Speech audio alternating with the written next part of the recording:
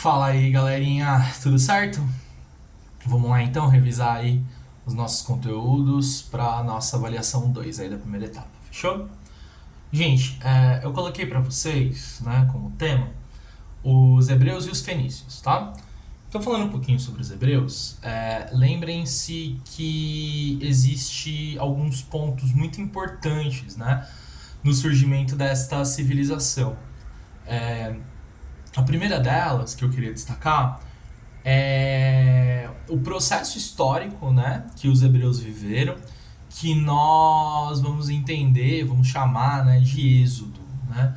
Então, como vocês lembram bem, os hebreus eles surgem ali, né, no território chamado, né, até hoje de Palestina, né? E nesse território ali, às margens do Rio Jordão, os hebreus eles vão se desenvolver como uma importante civilização pastoril, né? A agricultura ela é mais fraca, mas a produção, né, de animais ela é extremamente relevante, né? E com o passar do tempo, né, eles vão fazer um processo de migração, fugindo um pouco das condições climáticas, né, daquele território, dos problemas daquele território, e eles vão atravessar, né, ali o Mar Vermelho, né, para começar a trabalhar ali para o Império Egípcio, né? Com o desenrolar dos fatos, os egípcios acabam escravizando, né, os hebreus. E a partir dali é que começa então todo um movimento, né, que vai resultar no êxodo, né, do povo hebreu, fugindo, escapando, né, da escravidão entre os egípcios e voltando à sua terra prometida, né, o que eles chamam de terra prometida, liderados, né, ali por Moisés, né?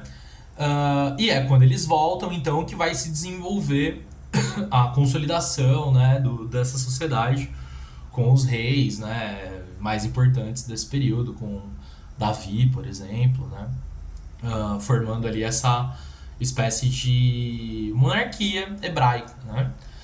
E os hebreus, eles vão se caracterizar, aí principalmente nesse momento, né, quando vai se consolidar a civilização, é que vai se consolidar também a religião, né? E é a religião hebraica, né, o judaísmo, que é fundamentalmente importante pra gente. Lembrem-se que todas as outras civilizações da antiguidade que nós estudamos, elas eram politeístas, né? E esse politeísmo ele indicava algumas características. Então, por exemplo, as divindades elas possuíam sentimentos que eram sentimentos humanos, elas não eram onipotentes, elas não eram onipresentes, elas não eram oniscientes. Né? O que os hebreus inventam com o judaísmo? Além de inventarem o monoteísmo, né, a crença em apenas um único Deus, esse Deus ele vai ter características diferentes. Esse Deus ele vai ser onipotente, onisciente, onipresente, ele não vai ter sentimentos humanos, né? Ele vai ser, indubitavelmente, para os hebreus, o criador de tudo, a força, né, que guia todos os movimentos, tá? E sobre os fenícios, gente, além de eles serem, né, politeístas, o que combina muito, né, com a sua organização social e política, afinal de contas eles se organizavam politicamente em formas de cidade-estado, ou seja, cada cidade-estado era autônoma, tinha características próprias, né? O que dava a unidade era a língua, né? E a religião também. Os fenícios eles vão habitar aí um território muito mais próximo, né, do Mar Mediterrâneo. Né?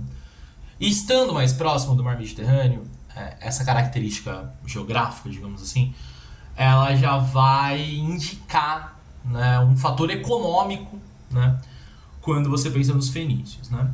Estando próximos ao mar, significa dizer então que os fenícios eles vão utilizar o mar para o seu desenvolvimento econômico. O Mar Mediterrâneo. O Mar Mediterrâneo esse, né, que se você desenhar aí, né, na sua cabeça ou dar um Google agora, nesse momento, quando você está vendo o vídeo, e olhar para o Mar Mediterrâneo, você vai ver que no Mar Mediterrâneo estão ali, né, às suas margens, as principais civilizações que a gente vem estudando. Até os gregos, né, que nem vai ser cobrado de vocês nessa avaliação, mas que já estão lá, né? E mesmo os egípcios, e mesmo os hebreus, que a gente acabou de falar, né? Os persas um pouco mais para lá, mas ainda assim, o mar Mediterrâneo é esse grande centro comercial.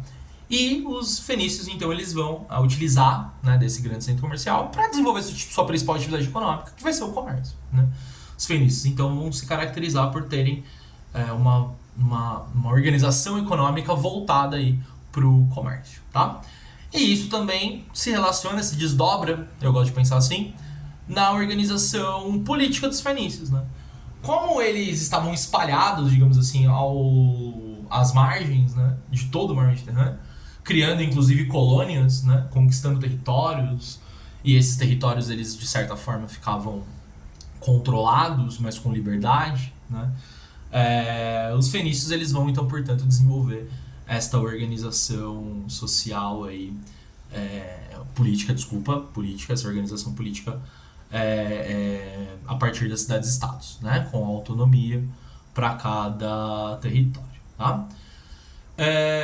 Aí eu vou passar então, quer dizer, de certa forma eu tô dando um salto anterior no tempo, mas porque eu vou cobrar algumas coisas assim mais não, superficiais é uma palavra feia, né? Mas umas coisas mais gerais, né? Sobre os povos da Mesopotâmia, por exemplo, né? Então, e aí, de certa forma, a gente vai estar em paralelo com o Egito, tá? Pra gente pensar, então, esses territórios, né? Que a gente vai chamar aí de territórios da crescente fértil, né? Então, quando a gente olha, né, para os povos da Mesopotâmia, eu vou destacar assim para vocês, né, que é muito importante a gente pensar um pouco, por exemplo, na questão religiosa dos sumérios, dos acádios, né, com as suas divindades muito ligadas ali a elementos da natureza, né.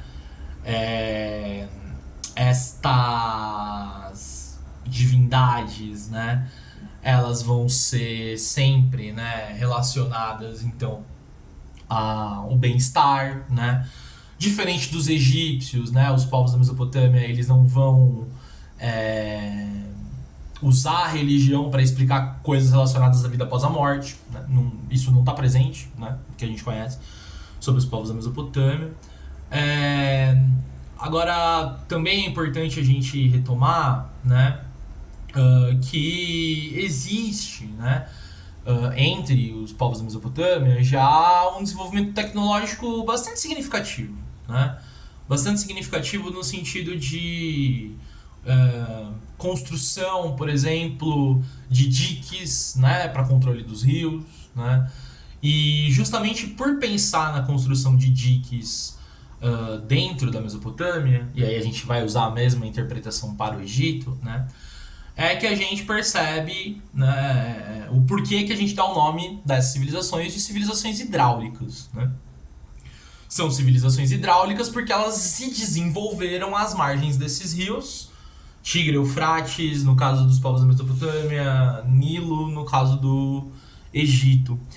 E a gente chama de civilizações hidráulicas sobretudo porque eles foram capazes de construir, né, estes diques para controle, né? Agora, a importância dos rios para esses povos, ela é, obviamente, fundamental, né?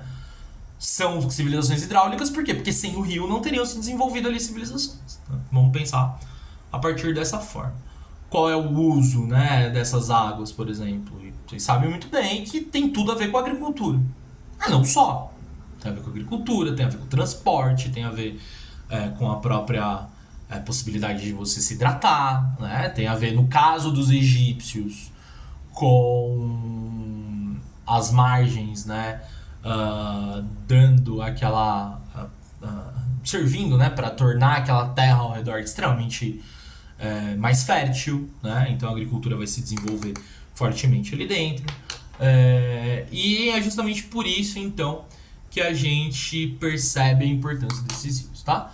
É claro, né? A gente sabe muito bem que sem a ação humana, justamente tá aí a importância, né, das ações, das construções dos diques, sem a ação humana nada teria sido feito, né? Então, isso é importante da gente pensar, que é claro que os rios foram fundamentais para o desenvolvimento dessas sociedades hidráulicas, mas elas se desenvolveram a partir da ação humana, né?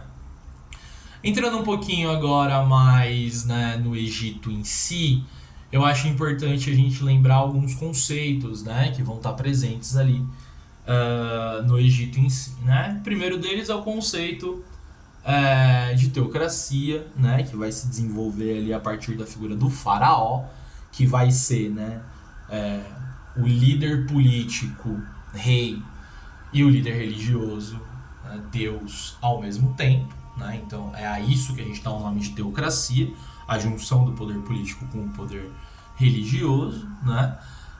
E é o faraó que organiza tudo isso, quer dizer, é a partir da figura do faraó que vai se estabelecer a teocracia no Egito, né? Isso vai ser fundamental para o controle social que vai estar lá dentro do Egito, né? Afinal de contas, quem vai questionar Deus, né? E, sobretudo, né, é a partir daí então que se desenvolve também um outro conceito fundamental para o Egito, que é o de sociedade estamental, que sim, já está presente na Mesopotâmia, já está. A Mesopotâmia também é uma sociedade estamental, né? Lembra como está, fica, não há ascensão social, né? E essa sociedade estamental, ela vai então se caracterizar pela ausência da mobilidade social, ela vai se caracterizar por um controle, sobretudo um controle por parte daqueles que mandam àqueles que obedecem, tá?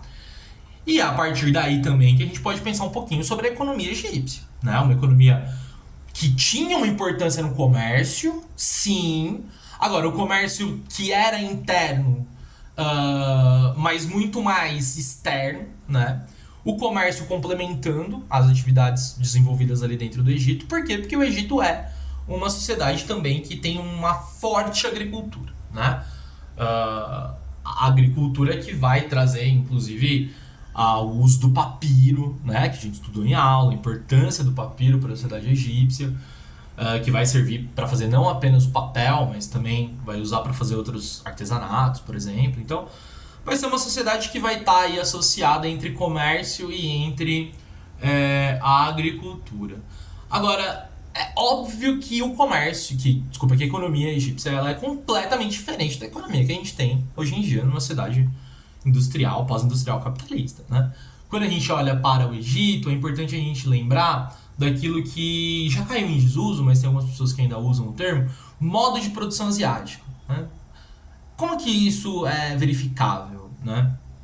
As terras pertencem ao Estado. E o Estado é personificado pelo faraó, que é Deus. Então as terras, elas não são coletivas e nem de propriedade. A terra é de Deus, o faraó. E o faraó, então, ele explora aqueles que trabalham na terra. A produção vai ser concentrada pelo faraó. E é a partir do faraó que se distribui aquilo, né? Então é por isso que a economia egípcia ela vai receber esse nome de modo de produção asiático. E quando a gente olha para a religião, lembrem-se que a religião egípcia, também politeísta, ela vai ter algumas outras características diferentes dos povos da Mesopotâmia, por exemplo. E, obviamente, que muito diferente dos hebreus. A religião egípcia ela vai trazer, por exemplo, as divindades antroposomorficadas em alguns casos, antromorficadas em alguns casos, zoomorficadas em alguns casos, ou seja, a presença dos animais, né? E principalmente na crença da vida após a morte. Né? Os egípcios eles são os primeiros a falarem sobre vida após a morte, né? Pensarem sobre vida após a morte. E bom, a gente sabe que tem uma importância muito grande dos corpos, né, que morriam e ficavam no Nilo e depois voltavam. Isso é importante, mas também é importante a gente pensar que essa característica da crença na vida após a morte, muito observada ali no Tribunal de Osíris, né, numa obra que circulava, inclusive, entre os egípcios, que mostrava, né, a cena do julgamento em que Osíris iria pesar o coração de todas as pessoas que morressem, para que elas pudessem, então, serem julgadas para o mundo dos vivos ou o mundo dos mortos, para o sofrimento ou para a esperança, né?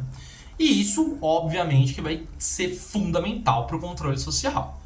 Quem que vai fazer alguma coisa? Quem vai questionar o faraó sendo que está nas mãos de Osíris, né, de uma divindade assim como o faraó, também uma divindade, nas mãos deles decidirem para onde você vai, né? E por fim, gente, a gente também pode olhar um pouquinho agora, né, para encerrar, tá longa já essa videoaula, desculpa, para a Índia, né, que é o último tema aí que eu vou colocar para vocês, né? Quando a gente pensa na Índia, galera, é muito importante, obviamente, a gente pensar na sociedade de castas, né? Explicada a partir do mito da imolação de Purusha, que vai criar as castas indianas. Com as castas indianas criadas, você vai ter as castas, né? As 4 castas que estão dentro, né, do corpo de Purusha, e os Dalits, né, que são os sem casta. Mas mesmo entre os 4, né, existe uma questão de hierarquia. Portanto, uma sociedade estamental também. Agora, o que a sociedade indiana, ela de certa forma extrapola, né, numa sociedade estamental, é que essa sociedade ela vai impedir a mera relação entre as castas. Então, um Sudra que vai olhar ali para uma pessoa de uma casta superior, não pode nem olhar, né? Então, ela avança, né? Ela leva a sociedade instrumental a um outro patamar, como diria Bruno Henrique, né? Outro patamar. Como vocês estão em outro patamar, e eu sei que vocês vão arrasar nesta avaliação, tá bom? Bons estudos para vocês, um beijo, estejam bem e é tudo nosso e nada deles.